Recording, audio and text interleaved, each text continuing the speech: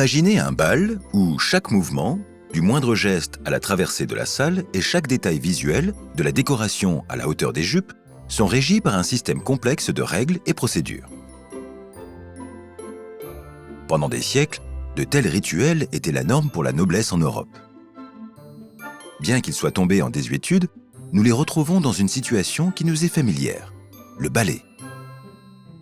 Le ballet, de l'italien balletto, petite danse, est né pendant la Renaissance italienne de la fusion entre la soirée dansante et l'étalage chorégraphique lors des fêtes aristocratiques.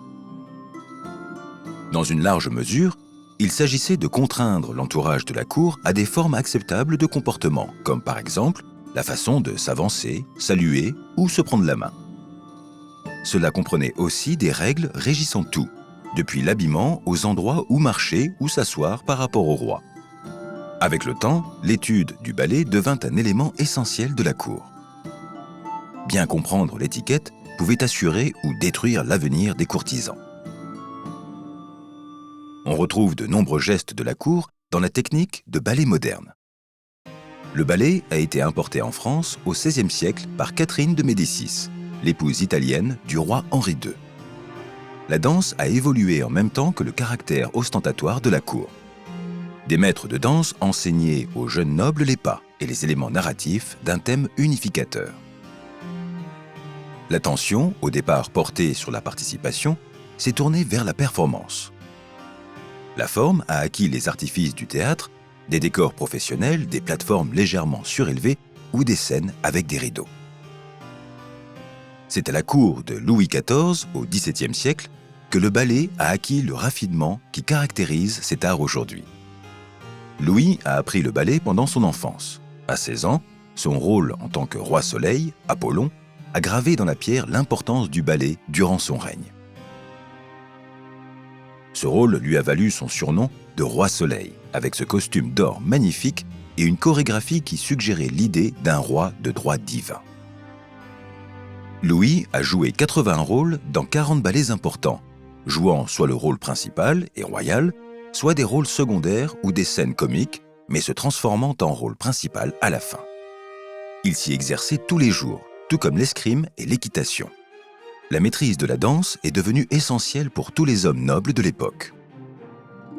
Louis XVI a contribué à la dissémination du ballet, moins en tant que danseur qu'en fondant l'Académie royale de danse en 1661, faisant ainsi passer le ballet des mains des guildes à celle de la cour. Louis nomma à la tête de l'Académie Pierre Beauchamp, son maître de danse personnel et partenaire sur scène.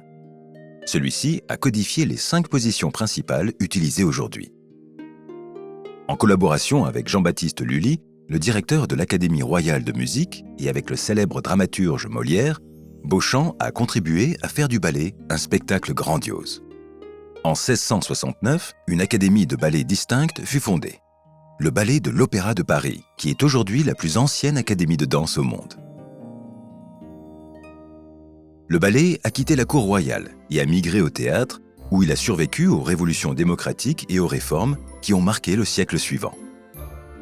Avec la naissance du mouvement romantique, des thèmes féeriques et folkloriques se sont répandus dans le répertoire.